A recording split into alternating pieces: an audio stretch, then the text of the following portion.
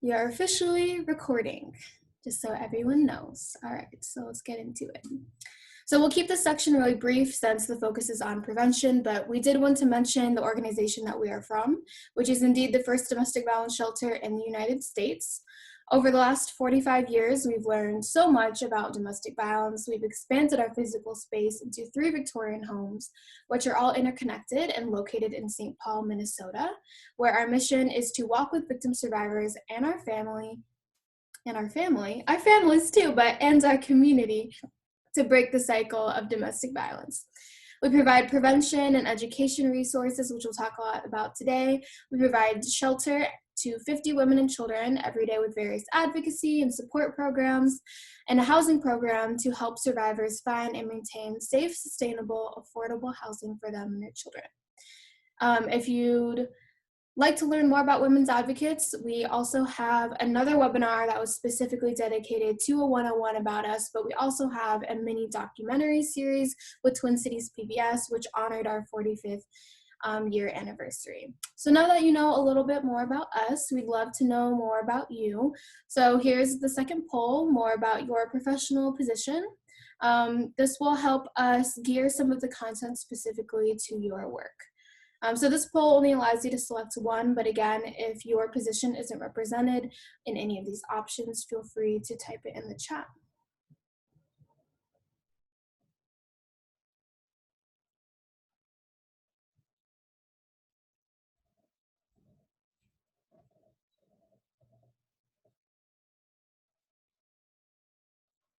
We'll give it about 30 more seconds. Jessica says, I work in substance use prevention mostly and mental health. Soren says, I provide after school and evening sessions to young people 5 to 18 years old. Amanda saying COVID ensures that there's added layers to their work. Prevention specialist, Minnesota State Agency, community engagement and outreach with a domestic violence program. I'll have to expand these options in the future, but I'll go ahead and share this. Barb says, I work with teens at a suburban church in Rochester, New York. So I'll share the results so you know who else is on the webinar with us. Looks like 27% are social service providers, 22% are educators, makes a lot of sense, thank you for being here, and 18% are domestic violence advocates. Okay, so we have a couple of others saying they're a grad student in Los Angeles, and before COVID, they worked with juveniles on probation, community engagement around prevention and safety for young people aged 16 to 25. Wonderful. So thank you so much for participating in that. I'll go ahead and hand it over to Alexis to talk about some stats. Great. Thank you, Brenisen. So again, thank you everyone for being here. Looking at now who's in the room, as Brenisen mentioned, I do hope that this will be very relevant information for you. And so with that, I do want to start off with just a few youth statistics, and that we see that youth violence is a much bigger problem than many folks do think, and that it does affect youth in communities, in every community across the world. And so for some of these facts, I won't read them all to you, but I do have 2 that I really want to point out, as I think that they are very powerful. And the first one is that 1 in 3 adolescents in the United States is a victim of physical, sexual, emotional, or verbal abuse from a dating partner, or a figure that is a figure that far exceeds rates of other types of youth violence. And the second statistic that I do want to point out is that only 81% of parents believe teen violence, dating violence is not an issue, or admit that they don't know if it's an issue. So when we think about the violence that youth are experiencing, we also need to think about how their parents don't necessarily think it's an issue or don't know if it's one. And so youth are really not getting that help that they need, which is why that education prevention work is important in the classroom, important in the schools. And earlier, a comment that had read, making sure that adults are setting up youth with the proper tools and examples to navigate these types of experiences is very critical. And so if we just want to go to the next slide, perfect, thank you. So I just want to also highlight that we're using the phrase youth experiencing violence, and I want to be clear on what that means and what type of violence that they are experiencing. And so there's three main areas. We have violence in the home, violence at school, and violence in the community. And as you can see on this slide, the types of violence that we are referring to includes physical, emotional, verbal, mental, financial, etc. And so all of these types of violence and the areas that we're talking about are the areas in which women's advocates, Brenisen and I, will be able to speak to, as well as what we have seen firsthand and heard in the classroom. So we have a poll. And so the question is, when you think of violence prevention, what type of violence are you focusing on? So we'll just give you another minute, similar to the other polls, to fill out your thoughts.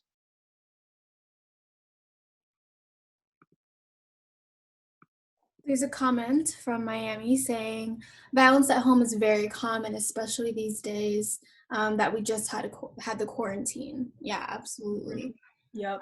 Sam is saying primary prevention before harm of any kind occurs.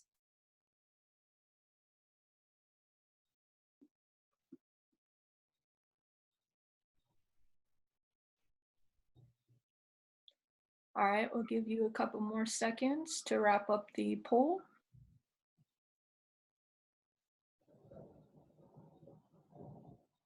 All right, and so here we have the poll results, and at 64%, we have violence from peers, in which folks think that think violence prevention, they are focusing on that violence from peers. At 44% tied, we have violence from other family members and violence from community members, and 53% at violence from parents, and the options that were in the chat that Brenisen was reading as well. Absolutely. Yes, I do think with the 64% at violence from peers being a big one, that also perfectly ties into the dating violence. And so dating your peers and what we'll learn as we go throughout this webinar and how that is directly affecting youth as well. Yep, there's one more comment about labor exploitation and trafficking. And I do see that someone raised their hand. Right now, we're not unmuting participants to talk. We'll do that at the end. But if you want to send your question through the Q&A or add it in the chat, that would be really helpful for us. So thank you. Great.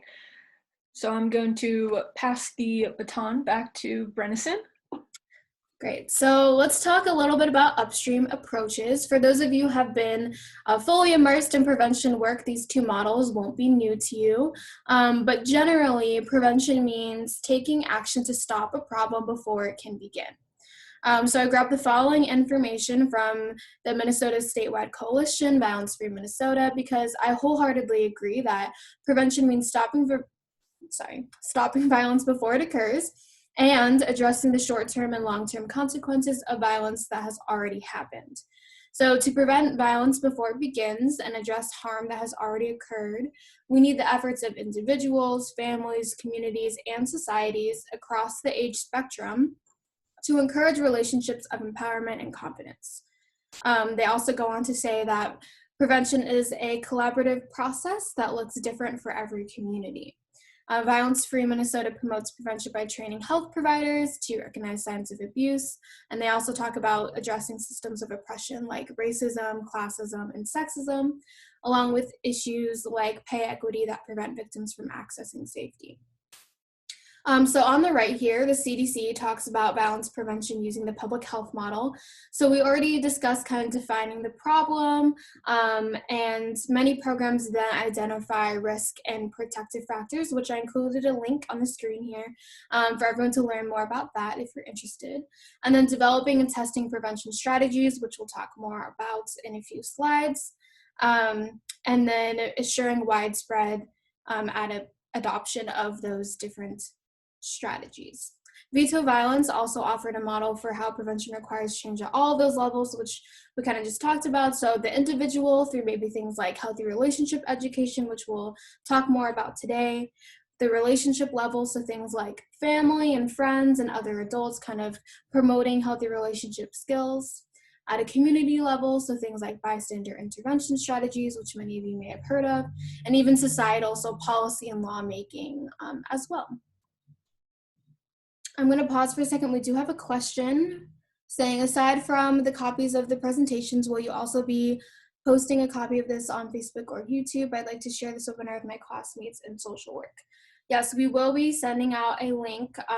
The link where many of you probably registered for the webinar will have an archive of the webinar recording. So we'll make sure that you have access to that. Thank you for that question. Great. So earlier we asked you in the other poll what describes your role in the community, and we had varying responses, which is fantastic. Because depending on what roles we take in the community, whether that's through our own personal outreach and activism or through our job, we don't always think that we're having a direct impact in youth prevention work, but that's not true. Because here we have some themes that include action steps folks may take in their jobs or personal lives that actually support youth in greater ways than we think.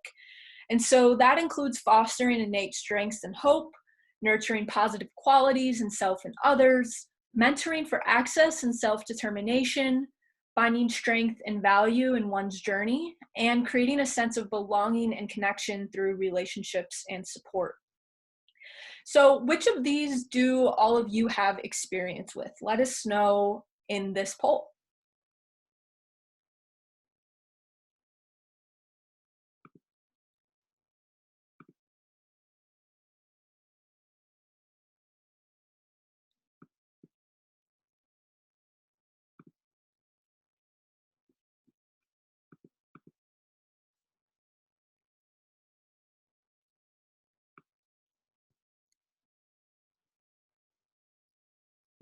All right, we'll give you a couple more seconds.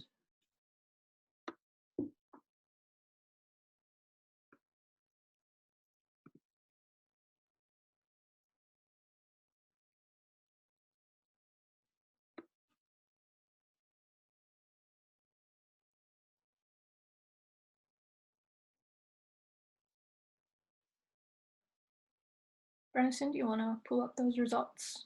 Awesome, thank you.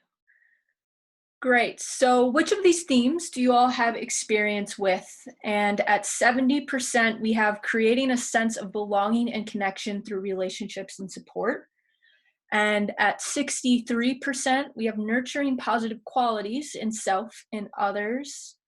And at 61%, we have mentoring for access and self-determination. 48%, we have fostering innate strengths and hope. 46, finding strength and value in my journey. And at 0%, we had nothing else in the chat. So it's great because that is a way that we're able to identify from these different areas where we're having experience in youth violence prevention. And so with 70% being creating a sense of belonging and connection through relationships and support, that is actually a lot of work that Women's Advocates is also doing in the classroom with different tools that we have, with the presentations that we give, in addition to making sure that students are feeling supported from the resources that they already have available in their place of education as well. And so we're going to touch on that in just a couple moments, actually. So we're all here to learn about youth engagement, but why exactly is it important? And so as we have talked about the ways that youth have experienced violence and the types of violence that they're experiencing, you may be telling yourself, wow, this is terrible. And we absolutely agree, which is why it is so important to engage youth in issues that are directly affecting them. And so oftentimes behaviors, these specific behaviors were established in adolescence, and so violent behaviors typically begin between the ages of 12 and 18, which is one of the bullet points that you can see highlighted on this screen. And so I'm going into schools, specifically focusing on youth. I'm going to middle schools and high schools, and then also going to colleges and universities when giving presentations on healthy relationships and dating violence. And I remember one time I was giving a presentation in a middle school, and a young 13-year-old boy had raised his hand in the middle of my presentation, and he looks in front of the classroom and he says, "So telling my girlfriend that I need to monitor who she follows on Instagram is digital abuse? And how am I supposed to make sure that she doesn't cheat on me?" And that was a question that he had asked out loud into the class. And knowing just how young he was, it was not only a reminder that this work is so important, but then another young person in the class had turned around and answered the student who had asked that question before I had a chance to even say a word. And so the student who answered the question had been sitting front row, attentively listening for the past 25 minutes, and said, "Oh, so it sounds like you should not be in a relationship if that's what you consider protection." And so with both of these youth only being 13 years old, and one student understanding that monitoring who someone is following on social media is not a sense of protection, and another student kind of thinking, "Oh, this is how I'm going to make sure that my significant other doesn't cheat on me," definitely shows that gap as well. And that so many youth are at different stages of their understanding. And so it's really critical to meet them where they're at. And with this issue affecting youth, that's why we need to educate, and that's why we need to uplift them to show them that monitoring someone's Instagram account is not love, and that love shouldn't hurt. So tying into that, based on our experiences in the classroom, these are just a few things that we can confidently say about the youth experiencing violence. And so the first one is that teachers are bringing in our organization and other organizations because they do not feel prepared enough to facilitate discussions on domestic violence and related topics. And so every time I'm in a classroom, or even when Brenisen is in a classroom, oftentimes the teachers are saying, "Wow, thank you so much for being here. I'm so glad that this is a resource being offered because I don't feel as though I have all of the tools to handle this type of conversation, or I don't feel that I'm educated enough to engage my students in these types of topics." Another thing that we know based on experience is that there are limited resources specifically for men. And so I do see in the Q&A, it says, "What kind of messages and prevention work addresses the perpetrators directly?" And that's a great question. And so when we're looking at those resources specifically for youth, they are limited. And we're always talking about, when we're in middle schools and high schools specifically, how can you prevent these behaviors? Or if you are engaging in these behaviors, here are the steps that you can take, right?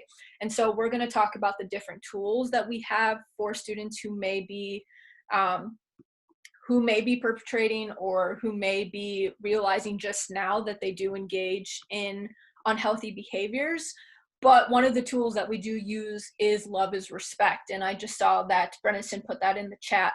Thank you. And so we walk them through quizzes. We walk them through different scenarios that is going to help them get a grasp and an understanding, again, to meet them where they're at, of saying, "Hey, that thing that you do, it isn't the healthiest," or "Actually, that may be abusive." And so it slowly becomes a process of opening their eyes and teaching them a more healthy way to engage in relationships.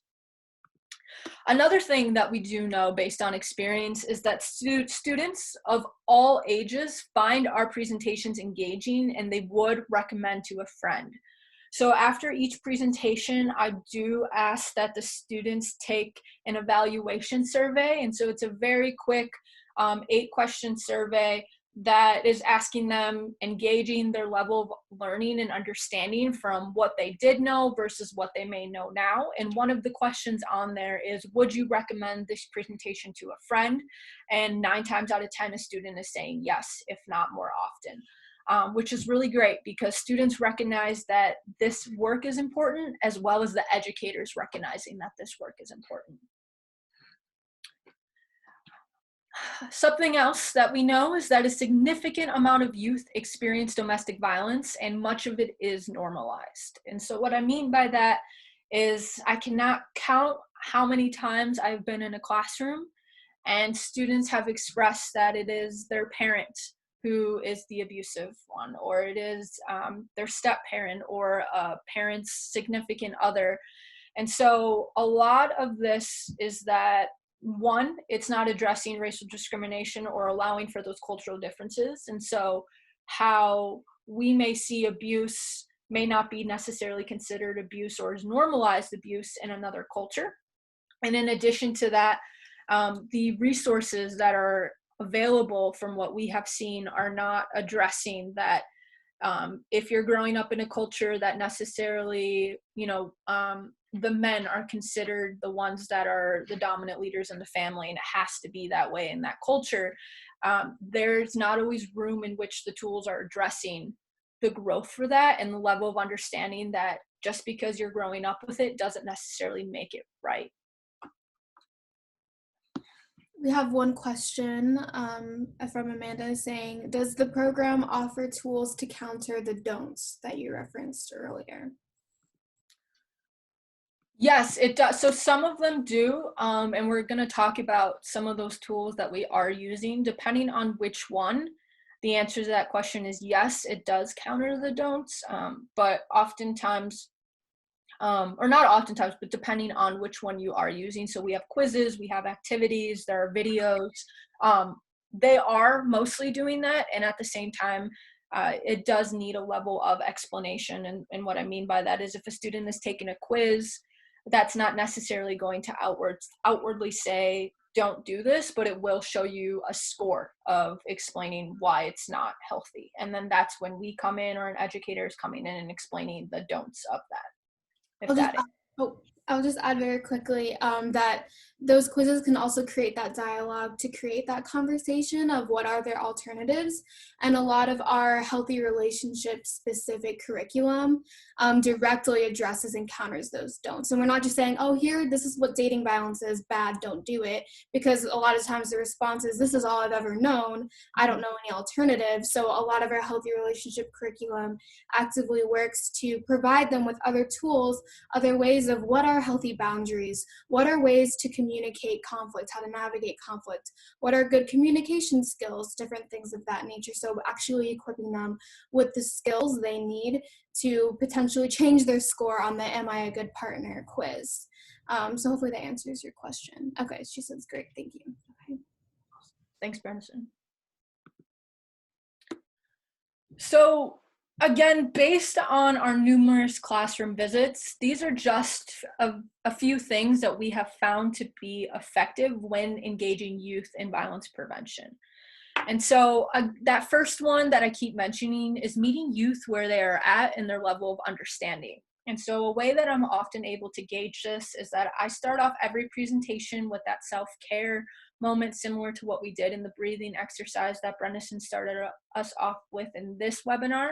And after that self-care, I then transition into the question of, what is the first thought that comes to mind when you hear the term domestic violence? And so I'm asking this question to 13-year-olds, I'm asking this question to 16-year-olds. And so oftentimes youth will immediately raise their hand and their first response is hitting someone or any type of physical violence. And then sometimes there are students who get more into the other types of violence, such as mental abuse or sexual abuse. And so from understanding what these youth are telling me, I'm able to focus on where I think they need the most information, whether that's understanding that violence is more than just physical, or that they are aware that there are multiple types of violence, but in what ways can they show up throughout their lives. Another thing is that providing real life examples and showing videos and asking questions has been very, very helpful. And so I always gauge questions and ask students, how can you support your peers? What can you do to stop this type of violence from happening around you? And that is usually after I'm showing a video or I'm showing them or giving them an example of a story similar to what I did just a few moments ago in this webinar with explaining the 13-year-old boy who had asked about digital abuse. And so a lot of those real life stories or videos are really hitting home for a lot of the youth in the classroom, and they're able to resonate with what they just seen or heard and say, oh, I know my friend who experienced that, or I am experiencing that myself, or wow, I didn't even know that this was a thing, but it's really helpful to see or to hear about in case I ever do experience this, or I see a friend experiencing this, I can also help them. We also have a chat, which is saying, from Miami, I just wanted to share this one. I'm also a part-time teacher. Part of my lesson was about family. I let my students talk about their family, and too many revelations about domestic violence came out. It was so heartbreaking. Absolutely. I have been in a classroom where the moment I start talking about this, youth are sitting there and sometimes they're very silent.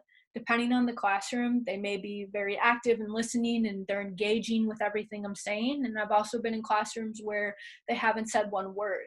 But the classrooms where they haven't said one word are where I have a line of students after the presentation waiting to talk to me to say, wow, I realize that my parent does this to me, or I realize that this happens in my family, and it absolutely is heartbreaking. Thank you for sharing that experience, Miami. In addition to providing those real life examples, there's also education and engagement that should be done through the basis of connection. And so I appreciate talking to youth and gauging a classroom, again, based on how vocal are they about their experiences and meeting them where they're at. So tying this into that first one of saying, hey, I'm not just going to walk in here and blurt all this information out to you. We need to build a very foundational level of trust in the first 15 minutes of this presentation because I only have 45 minutes with you in total.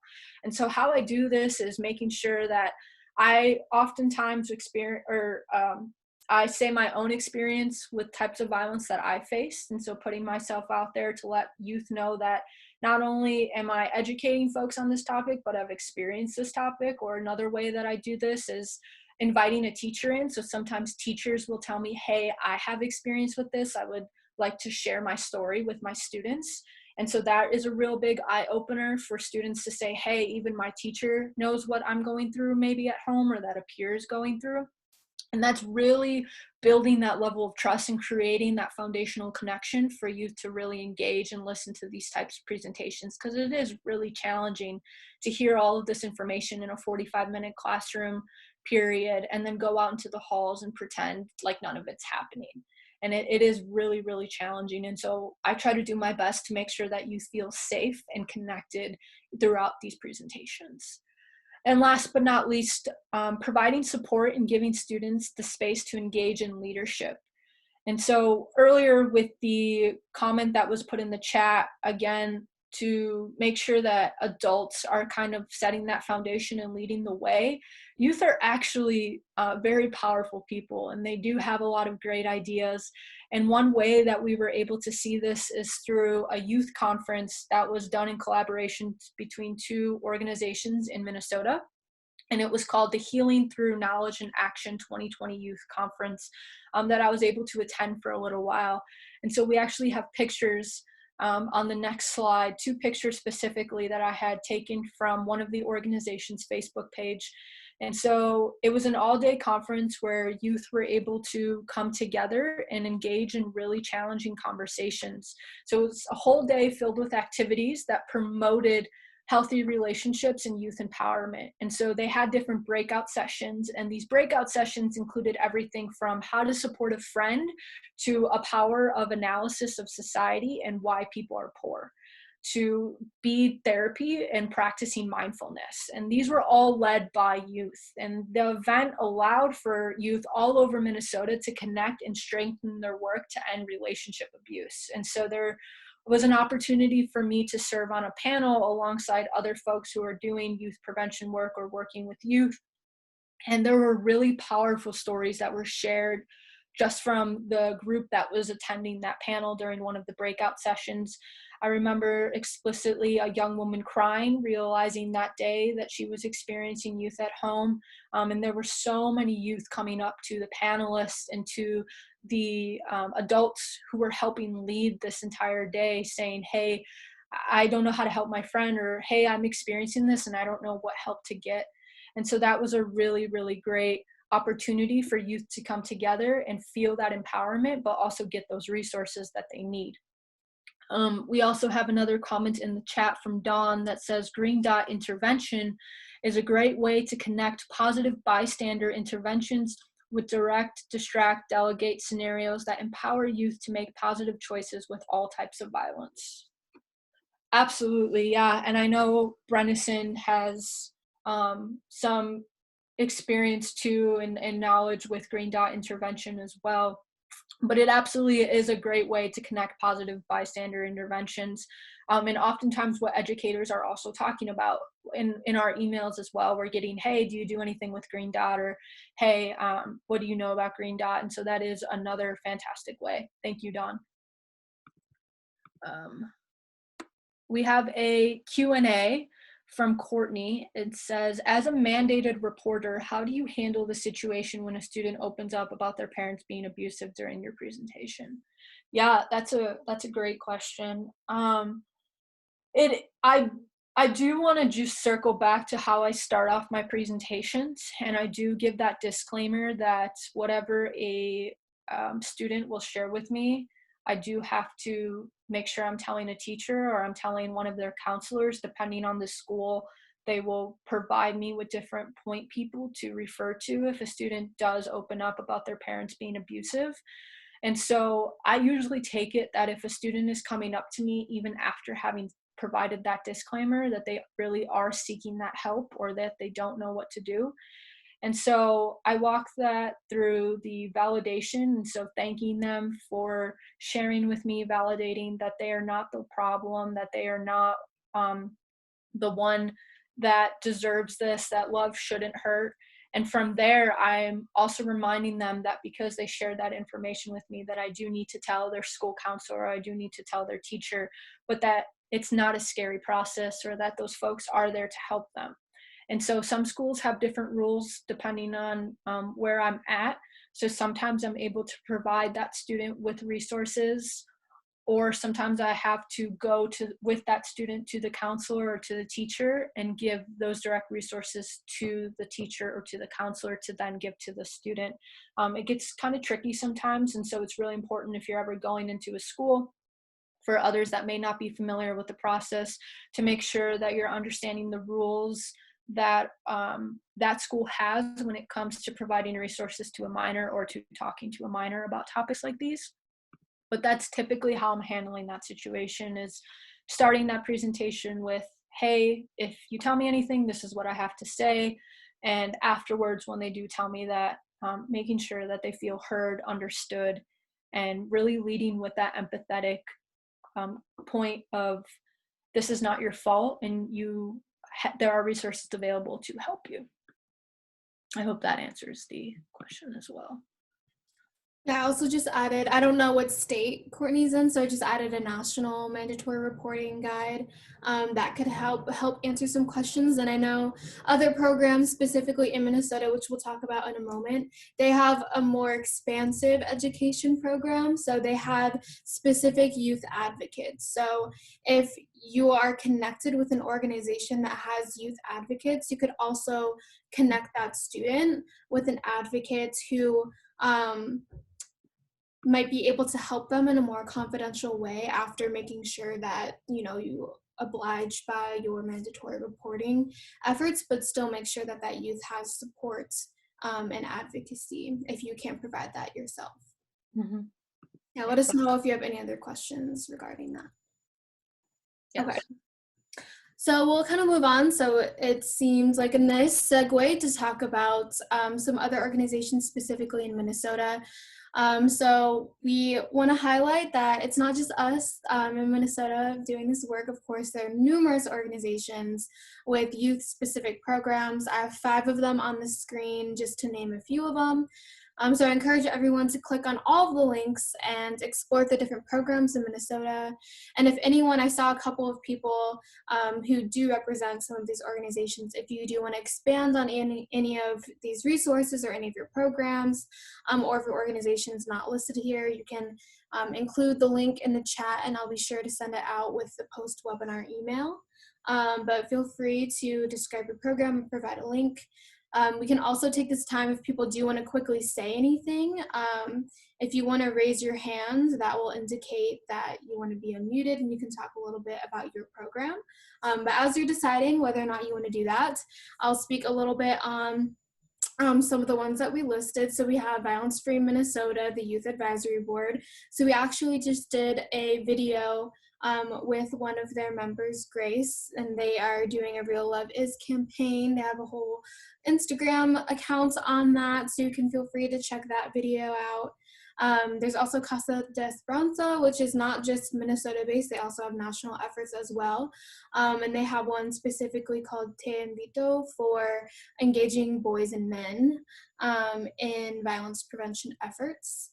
And then Tubman, they have their Voices in Prevention, which is a 6-week program. So that's different than Women's Advocates because we are limited oftentimes by the amount of times we can go into the classroom. But for the schools who are in collaboration with Tubman, they have this 6-week program, which I'm sure you can learn more about on their website. The Alexandra House has a ton of resources for youth as well, including their Youth Leadership Institute. And then Cornerstone also has support groups for youth. So Maggie sent in the chat some information about Violence Free Minnesota's Youth Advisory Board. They're open for applications, so there's a link there if you know of any youth that are aged 14 to 24. They are invited to apply, so I'll add that to my notes to make sure I include it in the follow-up email, but thank you for adding that, Maggie. And if there's any others who want to kind of plug any of their programs or anything, go ahead and add that in the chat. Okay, and as always, if you have any questions, feel free to ask us, but we'll continue to move along. Yes. So after each presentation or even during presentations, as I mentioned, I almost always get students who are following up with me or asking one-on-one questions, such as these ones that you see on the screen. And so out of the 100 students that I've talked with, these are the most common questions.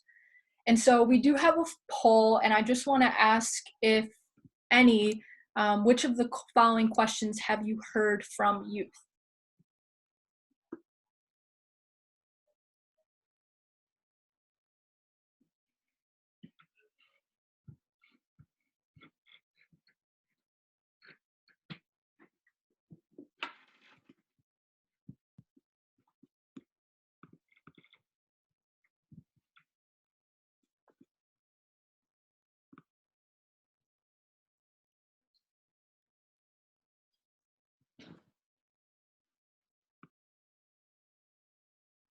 Give you all a couple more seconds.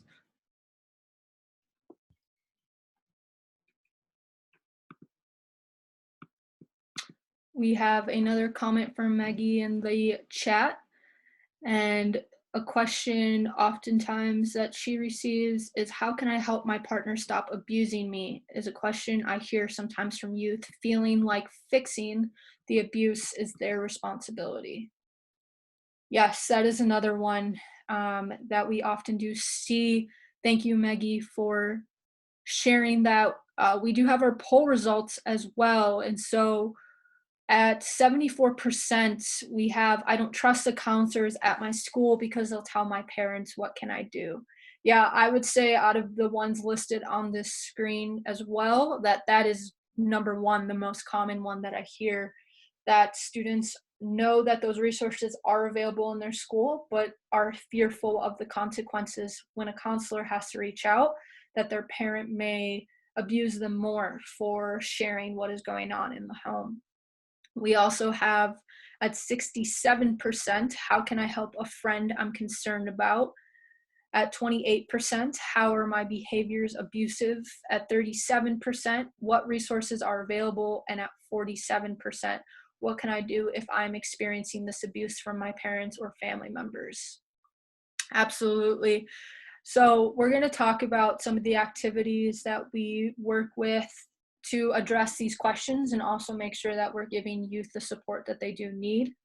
In the chat, we do have another comment from Dawn that says, Alexandra House, we have an Instagram page for youth at And then they put their username with lots of info and have our Leadership Institute set for 2 weeks in August. Please feel free to contact Dawn. And then Dawn provided the email address in which you can use to contact. Thank you, Dawn. That is a wonderful plug to information. So feel free to reach out to Dawn if you need more info. And we also have another chat for Love is Respect. This toolkit is really handy and shows a spectrum of relationships. Yes, so if we want to go to the next slide, Love is Respect is one of the resources that we often use, and I would say in every presentation. So for some more effective activities and methods to not only answering those previous questions, but also engaging youth are these quizzes from loveisrespect.org. And so I bring these quizzes with me to every presentation and actually make sure every student is taking one. And so after the presentation, I always leave a couple moments to say, okay, I have all of these resources on a table. So I'll bring a trifold, I'll bring these quizzes, I'll bring women's advocates resources, other organization resources. And usually a teacher will give me a space to lay all of these documents out. And after the presentation, I tell students, okay, we have a couple more minutes left. As you're filling out your evaluations, if you get done early, I would like every single student to grab a resource from the table. I tell them, I don't care which one you take, as long as you are taking a minimum of one resource, taking it back to your desk and engaging with it in some way. If that's reading over the pamphlet or taking a quiz or following up with a question, I expect at least one student to take an action right there and then. And every single student will get up and they'll grab a resource. And the resources that they're mostly grabbing are these quizzes. And so they love these quizzes. So I would suggest for anyone who is engaging with youth to head to Love is Respect and print out all of the quizzes. They're really helpful because when you're talking with middle schoolers, they're still in that stage where they're kind of getting into relationships, but sometimes they're not getting into relationships. And so I like the Love is Respect quizzes because they even have a quiz that says, how can I help a friend? And so for students who may not be wanting to get into relationships or who just aren't there yet and don't feel comfortable engaging in those types of in relationships yet, that is a great tool for every single student, regardless if in a relationship or not, to determine if they feel equipped enough to help a friend. Other activities that we have are Act Like a Man box. And so I'll let Brenisen kind of explain the Act Like a Man box, as she is really great at leading this type of activity with youth. Yeah, so I'll just speak very quickly on this. So this is an example of, there's a lot of different variations of this box, but I've done this in high school classrooms to kind of ask them to take a look at this box. Sometimes we even create our own box without showing this as a guide, and playing out different scenarios. So there's different situations here, and talking about like, what are things within the box or outside of the box that could help either prevent someone from being able to provide support, or just what's the thought process and how can we replace these different societal norms with things that are more healthy. And talking about this and bringing up toxic masculinity is something that comes up a lot. Talking about gender fluidity, talking about things beyond the binary, things beyond kind of what society tells them. You can kind of see some of this really resonates with certain people, and they've said, yes, these specific things that I've learned about society have held me back from being able to embrace who I really am, or have prevented me from being able to seek the help that I feel like I deserve. So that's just one little example of that. And so this is linked in the PowerPoint if you want to explore it more and see how you can, or if you want to incorporate it in your prevention efforts. Thank you, Brenisen. Yes, and so another activity that we do walk students through is walking on sunshine video. And so that is also linked in the PowerPoint as well. But this video I find to be very effective for middle schoolers specifically when teaching about the warning signs of abuse. So those warning signs being intensity and jealousy, etc. And so what the video is, it's with the song, I'm Walking on Sunshine, and it's an animation of a heterosexual couple who the man is not being nice to his girlfriend. And so he's engaging in a lot of unhealthy and abusive behaviors. And it's doing that and showing it all while this song is playing. So there's no dialogue, there's no chat bubbles. And so I find that to be very powerful because, one, when you're thinking about the attention span of youth, I know I wouldn't want to hear myself talk for 45 minutes straight. And so I'm giving them the opportunity to kind of take a break and watch something that is really going to hit home for them. And in addition to that, I think it's really powerful because students are able to witness these behaviors without it being right out explained to them through dialogue or through a conversation between peers. And so that is also really helpful. And so again, that's a video that I suggest when teaching about the warning signs, and it's really effective for middle schoolers. I also do a think, pair, share. So I'll ask students a question. For example, what resources are available that you know of if you or a friend needs help? And so students, I'll give them a minute to think. I'll ask them to pair up with a partner. So this also gets them moving. It gets them kind of a change of scenery for a moment throughout the presentation. I'll give them 2 minutes to talk with the person that they paired up with. And then I open it up to everyone in the classroom to say, hey, does anyone want to share? And so it's really cool to see what resources youth are already aware of, and also they get a moment to learn from each other. And so there's always really cool opportunities to see youth interact with each other when they're saying, oh, that's a resource in our school, I didn't even know that existed, or hey, can you send me a link to that resource? And so that also in a way builds community among peers, which is a really, really great opportunity.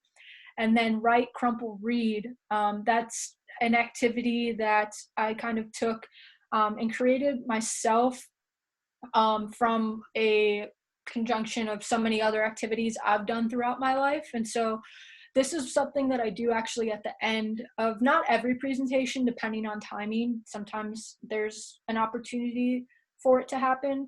But what I do is that I ask students to take out a piece of paper, and if I'm not providing pens and making sure that every single student is using the same color ink, and I'm asking them a very thought-provoking question. And so sometimes that question could be, what is one thing that you learned about yourself after this presentation? Or what is something that you would tell a peer who may be experiencing an abusive relationship? Sometimes I ask multiple questions and students can write down the question and then answer it.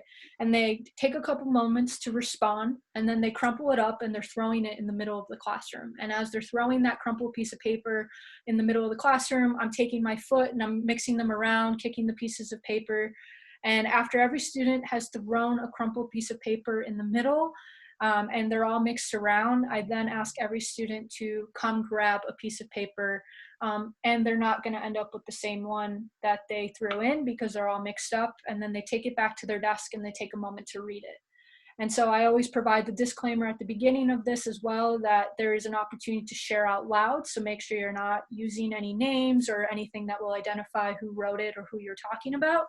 And so they're very objective, when you're reading it, objective notes that students have written, and some of the things that students have said have been very, very powerful. We've had students come to realizing that they're experiencing abuse, or that they themselves are engaging in abusive behaviors. And so it's really cool to then follow up with those resources and those one-on-one conversations if needed. And if we want to go to the next slide, another effective activity is that cool or not cool quiz.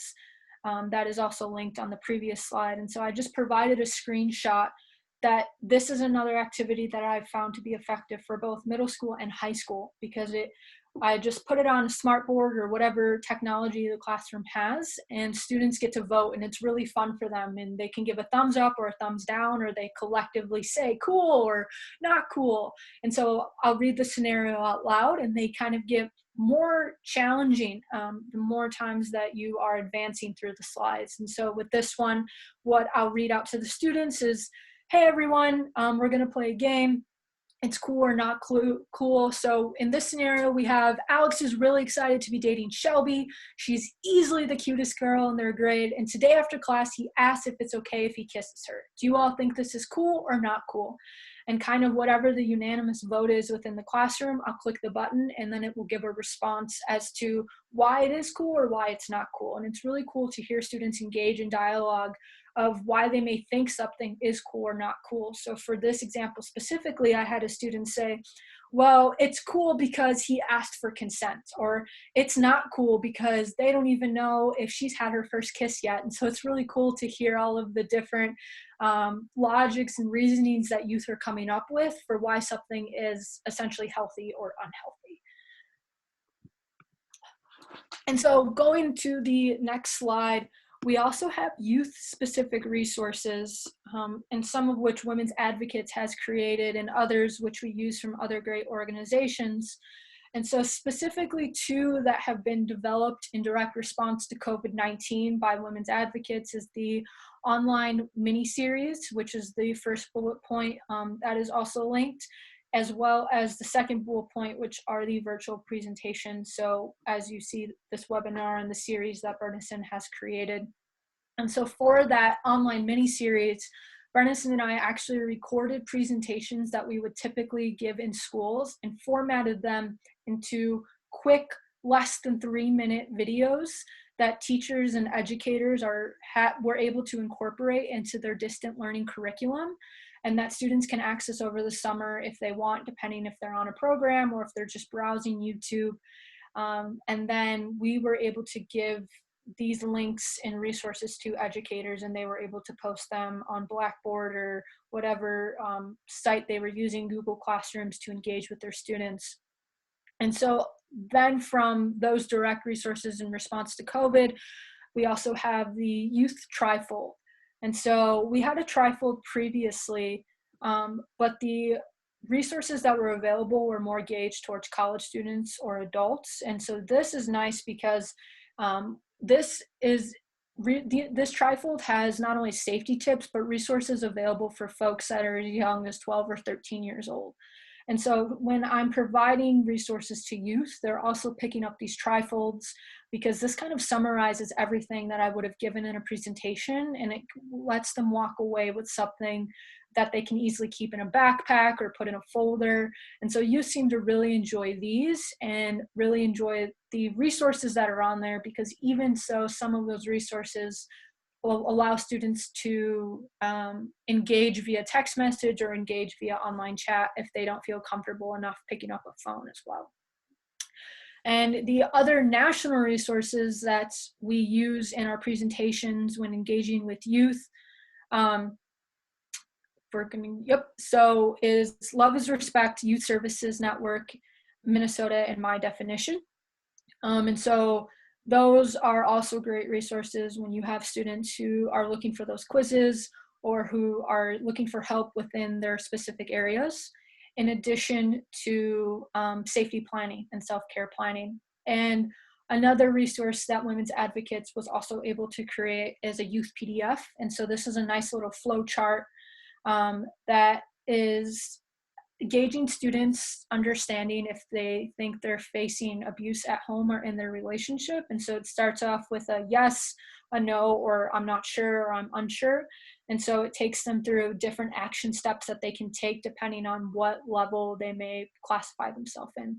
And so that is something that we have also recently created that we've distributed to educators that were then able to distribute to their students, and is also available on our website as well. And so Brenisen has put some links to those resources in the chat as well if you want to check them out. But again, the PowerPoint will be posted. So you can go back and refer to those. Another awesome PDF that Women's Advocates has created is safety planning and self-care, and I'll let Brenisen kind of explain that. Yeah, so self-care and safety planning are big buzzwords in the domestic violence world and just in general, I think, as well. And we think it's important to have these tools available in a way that teens and youth would be receptive to. So we pulled a team-specific safety plan from Love is Respect on the right here.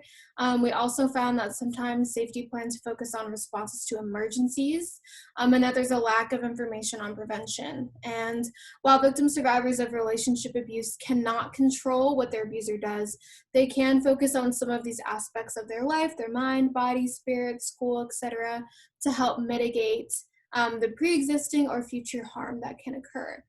So studies have found that social support can really make an enormous difference in healing, support, prevention, intervention, and beyond. So the self-care plan can help with that. And it's also a fun activity to help learn more about themselves and the things that make them feel good, even if they're in a relationship or experiencing violence at home or in the community. So let's take another poll. Do you think violence prevention should happen in the classroom? And for our options here, we have yes, no, and not in the classroom, but at school in other ways. So I'll give you a couple moments to select your response.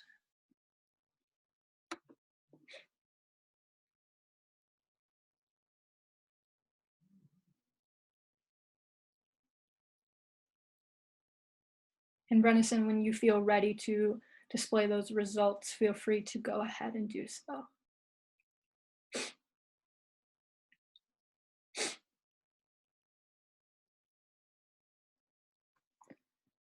Great. I got a little nervous for a second. I didn't know what the responses were going to be. At an overwhelming 93%, we have yes. And for 7%, we have not in the classroom, but at school in other ways. And I'm curious if anyone's comfortable who may have selected that option, and what other ways do you see violence prevention happening in schools? So feel free to drop that response in the chat. And I will continue to explain the women's advocates' experience in the classroom. And so for us in our organization, schools have been very, very vital partners in the prevention work that is done at Women's Advocates. As I mentioned earlier, I've had teachers tell me that they did not feel equipped enough to lead these types of discussions, which is why they contact us, which is why they bring us into the classroom. And so I think, and I really feel from the experiences that I've had in the classroom through Women's Advocates as an organization, that it's great to have education and violence prevention specifically in the classroom, because that is where students are sitting among their peers. That is where they're learning. And a lot of teachers who are bringing us in are already health teachers, or who have different curriculums that are focusing on these areas in some way, shape, or form. We have a chat from Miami. It says, violence prevention should happen in the classroom. Students spend more time with one another, and it's very common that violence starts from them too. If they are taught the basic, they will know more. Absolutely. And from Amanda, we've engaged in prevention in schools. I think it's important to keep non-academic material voluntary. There needs to be a clear line, or every cause will be coming into schools. Yes, and Dawn said should be in all areas of the school community as well. Yes, so for schools that are bringing us in, Amanda says, but definitely available. Yes, so how Women's Advocates is approaching these presentations is that we are not only having this information available on our website, so schools are researching us to come in, but we're also reaching out to teachers to say, hey, this is an opportunity that we have available. We have these free presentations. If you're interested, let us know and we can schedule a date with you. And so it very is much so on the school to agree whether they want to bring us in or not. Depending on what state you're in, there's also different requirements that these presentations are helping educators meet for their students. And so that has been really helpful when we have health teachers or when we have psych teachers who are bringing us in to break down healthy relationships and dating violence, etc. And so that's been super helpful because, for example, if colleges are solely advocating for academic success without amplifying the message of personal well-being and safety, breaking the cycle of domestic violence continues to be challenging. And so it's really nice to have that balance and that line of both, of saying, hey, a new culture needs to be built, and that's one with zero tolerance for violence, and that can ensure in the hope that future generations are better equipped to navigate their own relationships and better equipped to break that cycle. We have a Q&A from Sarah. It says, how do you adapt your presentation for the culture of a particular school? For example, I was asked to give a presentation to an all-girls Catholic high school, of which I am an alum. That's a great question, Sarah. And Brenisen is actually really great at adapting presentations. I know I can speak to what I've done, but I'll give Brenisen a moment if she's okay with sharing. When I was onboarded into this role, she really gave me an awesome breakdown of the best way to tailor these presentations to your audience. Yeah, so I would say for this particular question and scenario with all girls Catholic high school, I think bringing in specific resources that talk about intersections of faith and relationship abuse can be really helpful. So there's a lot of different resources. I'll try to send the link in a moment here that do that. So it's really important. I try to engage in conversations before I give a presentation to that facilitator to say, is there anything I should know about this particular group of students, or is there anything and they might say, yeah, there's these different cultures, different faiths, different ethnic backgrounds, and so that can show up in the examples that you use. So you can even give an example that talks about maybe different beliefs within that faith that might come up when talking about abuse. So seeing that, the audience that you're giving the presentation to can see themselves in the material that you're providing, which is very general, but I think is helpful regardless, because I know Alexis has relayed stories to me of people saying like, okay, this story that you're talking about, that wouldn't happen in my community, or it would happen differently in my community. So making sure that you're looking up, doing specific research on that audience and kind of different identities that might show up can be really important. So I wouldn't say that you have to necessarily tailor it, but definitely have components that will be relevant specifically for those individuals, and providing resources that do maybe tailor specifically to those different identities. So hopefully that answers your question. So resources, stories, examples, activities that are all kind of relevant, that have things that would come up from that identity. So hopefully that answers your question. Okay, she says yes, great, thank you. Okay, cool. There was one other question about, will we send out the links that we've been sending out in the chat? Yes, in that follow-up email, you will receive all of the links. So I just want to make sure everyone knows about that as well. Great. So these are the most typical topics that we are talking about in the classroom. And so when I was brought on to Women's Advocates, we had really great topics that were really popular. And I tried to say, hey, what is the best way to fit all of this information into a presentation? Because I felt like we couldn't talk about digital violence without talking about overall dating violence. We couldn't talk about healthy relationships if we weren't identifying what makes a relationship unhealthy. And so right now, the most popular option in which teachers are bringing women's advocates in for are what we call our hybrid presentations. And so this hybrid presentation is either done at once in a total of 75 minutes. So that includes the content, the evaluation, the action step that they'll be taking. And then I stay a little bit after, or Brenisen will stay a little bit after for any questions or one-on-one conversations that students may have afterwards. Or it's done in a total of 2 days and 45-minute class sessions. And so the 75 minutes total are typically done in college settings, and the 45-minute classes over a span of 2 days are done in those middle school and high schools based on the schedule that they have at their school. And so covers 4 topics. And so that's dating violence, digital violence, healthy relationships, and next steps. And so the next steps was actually a part that we had added recently, because We knew it was very important to bring these resources to the presentation, but we still looked at the evaluations, and youth didn't feel like they had enough knowledge on how to help a friend or how to help themselves. So I took some time, I sat down and created an additional part of the curriculum that is really focused on answering those questions. What resources are available, but how can you interact with them? Or how can you help a friend? Or what are things to know when helping a friend? And so that is toward the end of the, so this is in chronological order. So toward the end of the presentation, right before we close out of, hey, you learned all of this information and this is how you can help yourself or help a friend.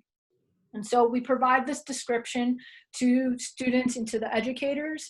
And so that's focusing on the definitions of dating and digital violence, who it affects, the long-term consequences, understanding the 8 different warning signs. So again, tying in that Walking on Sunshine video.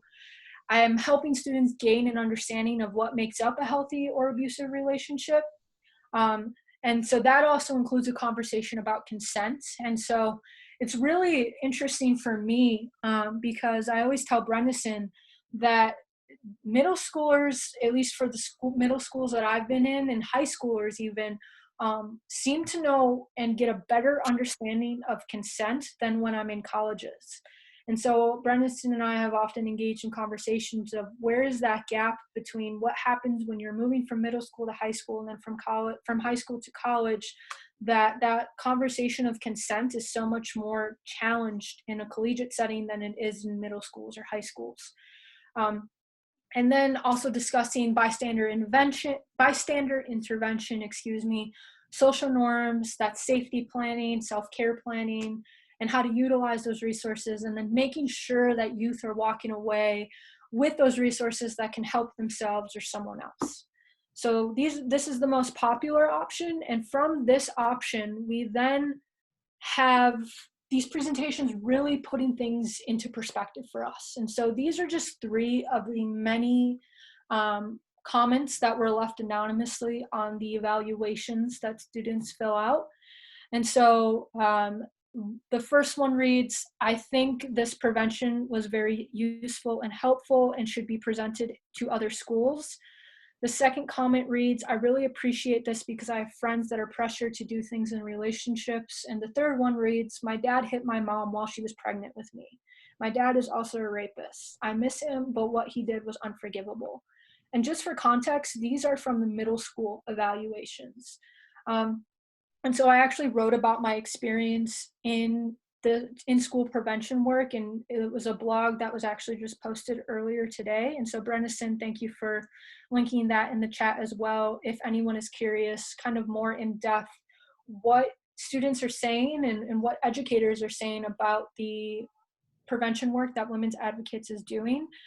But seeing these comments and knowing that these are only 3 of many like this, really helps us understand just how important this work is and why it is important to engage youth in prevention work. So I took some statistics, some information from the evaluations. So the graphic that you see is from 2 questions from the middle school evaluation for the presentation on dating and digital violence and healthy relationships.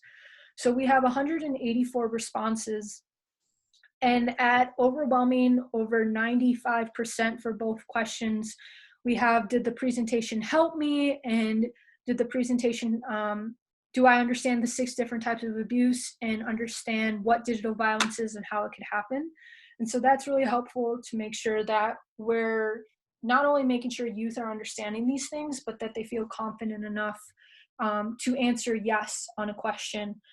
And so when we go to the next set of questions, we also have if the presentation is helping them learn what makes up a healthy relationship and better understand how to engage in those healthy relationships. And again, for both questions, over 95% out of those 184 responses have said yes.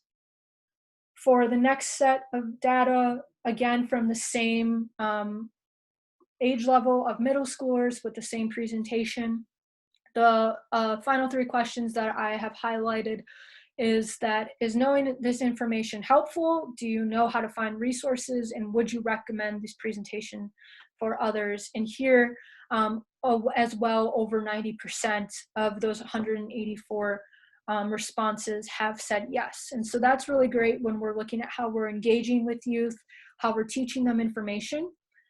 And from a middle school perspective to then transitioning to high school, this presentation was specifically on just dating violence. And so similar to the middle school questions, we have, do you understand the 8 different warning signs, the 6 different forms of abuse?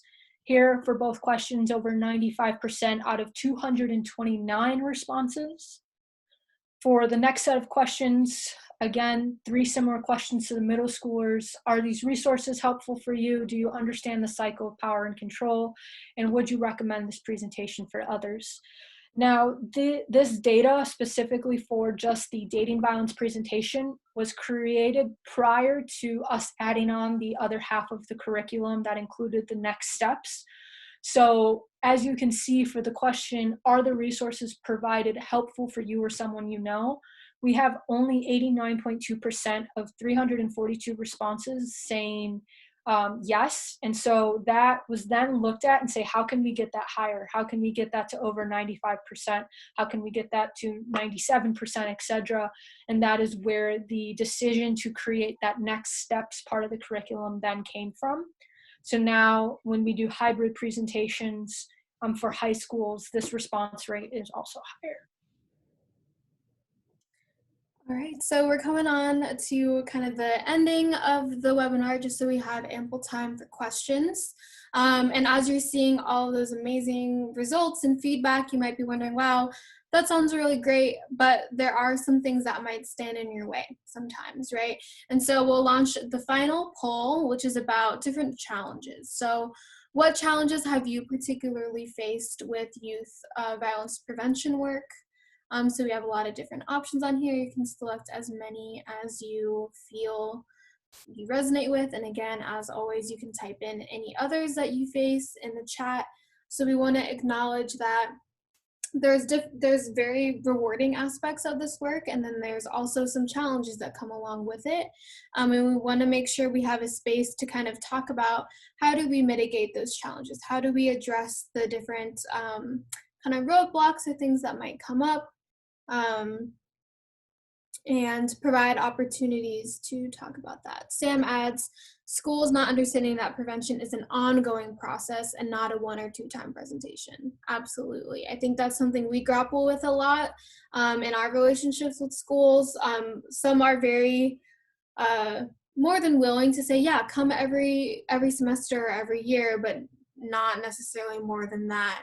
And so we've been thinking a lot about how do we continue that education, and the comment about saying not just the classroom, but beyond the classroom, that's where those efforts come in as well. So on the screen, you'll see things about Teen Dating Violence Awareness Month, which is in February. So having events, maybe having everyone wear a certain color, or having a different thing in the lunchroom about, hey, write about a commitment that you have to trying to eliminate dating violence, or similarly during Sexual Assault Awareness Month or Domestic Violence Awareness Month.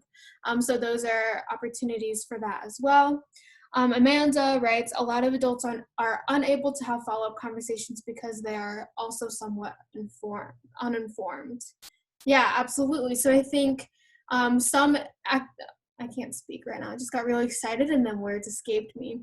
There have been other initiatives like panels that have been like youth night, and it's bring your parents and bring other people, other adults in your home, so we can all engage in this conversation about healthy relationships. So there's a lot of different efforts.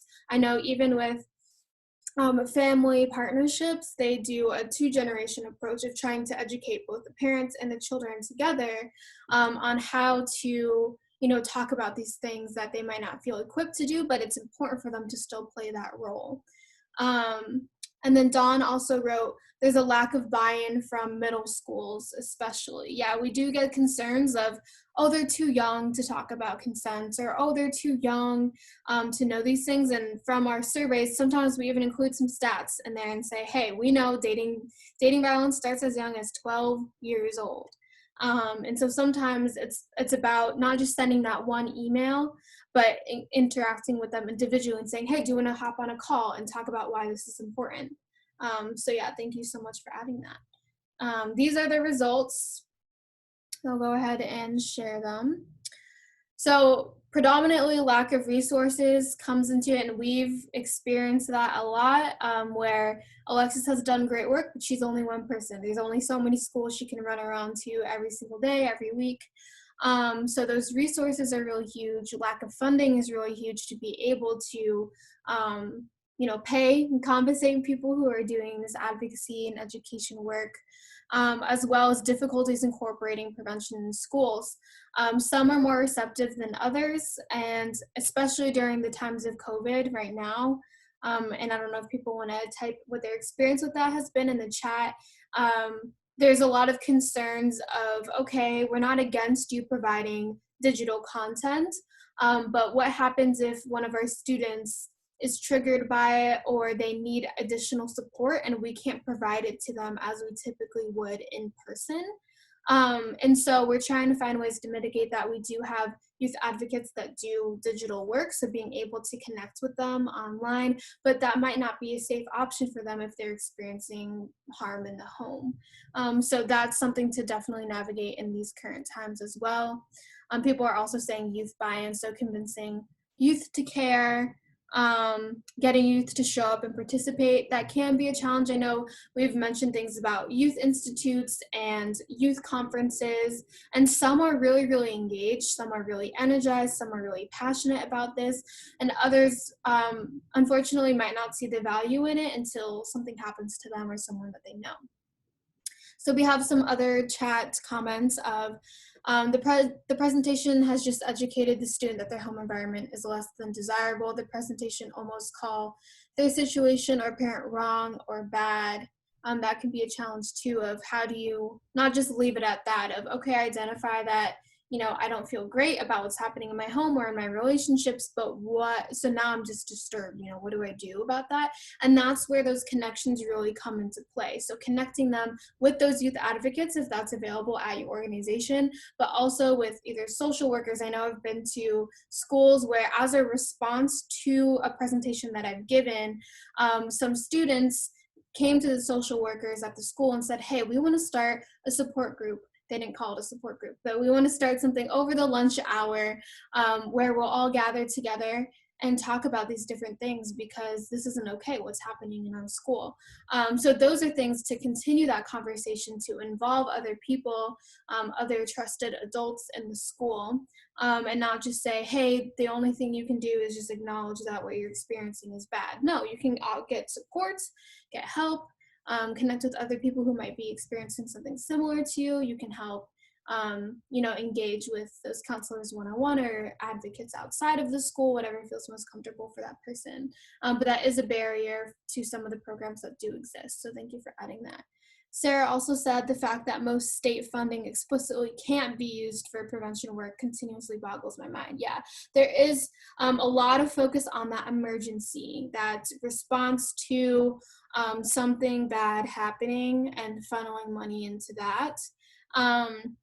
So that is definitely something that needs to be increased, is access to funding that is specific for prevention and upstream work. And then Amanda also said, yes, follow up for triggered participants is really important.